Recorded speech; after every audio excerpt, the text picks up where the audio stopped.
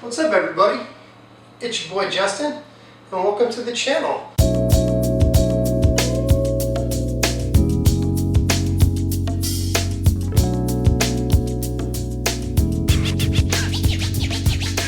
If you're stopping by, it's probably because you might have some questions about owning a fish tank, having a fish tank. So I figured I'd start a challenge, maybe to take you along this journey with me. As you can see, I've got a few tanks that I've already set up, a couple freshwater ones. I've done a couple saltwater tanks. They're not particularly my preference. They do require a little bit of work, a little bit more money. But if you're stopping by the channel, feel free to click the subscribe button. And we will basically just be going over anything and everything that I know about fish. Plus, I've been talking to a lot of my friends about starting a 60-gallon Discus tank. So I'm actually going to start putting in the hardscape today, and then eventually will come the plants, and then filling it up, and then eventually getting the fish. But I figured, shoot, while I'm at it, I've got all of my hardscape pretty much ready to go.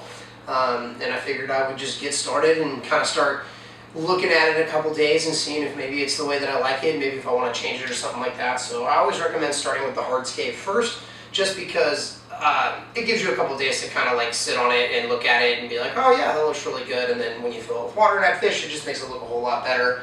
And then, so yeah, after the hardscape, it'll be the plants, and then it'll be the water, and then it'll be the discus. So I'm really excited. I've never had discus before, and from what I've heard, they're pretty easy to keep. They do require a lower pH in the water, which is actually a little bit easier than it is raising it, which would be nice. Plus a lot of the plants and then the wood here that I'm actually going to be putting into the tank will help with that, with keeping the pH low. So it's nice for the discus. They're not too stressed out or anything like that. I'll kind of briefly go through all of the equipment I'm using, from the lights to the lily pipe to the filters to everything. But yeah, thanks for stopping by for the first video. I'm going to pretty much start on the hardscape. I'll probably just throw this in a time lapse right now, so that way it kind of moves along quickly, but I will talk a little bit about what I'm using. And yeah, I hope you guys enjoy the video.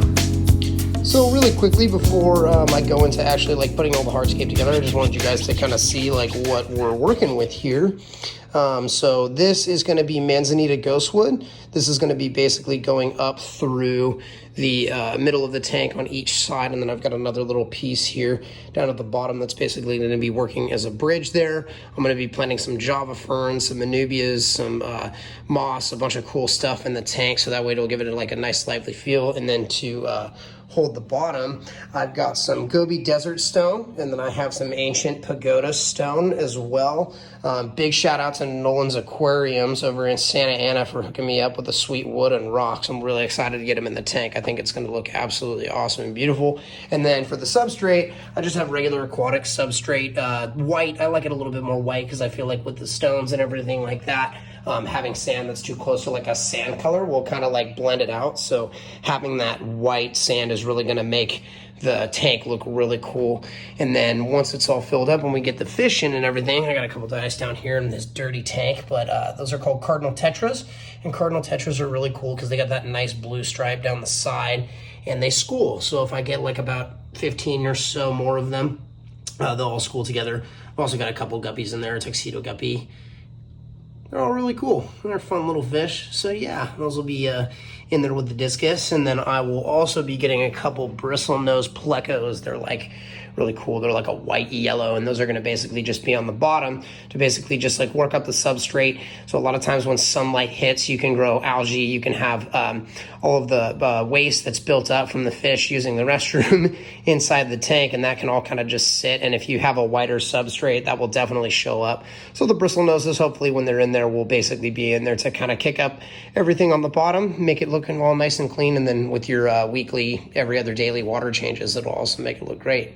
So yeah, now we're going to actually get into building the hardscape.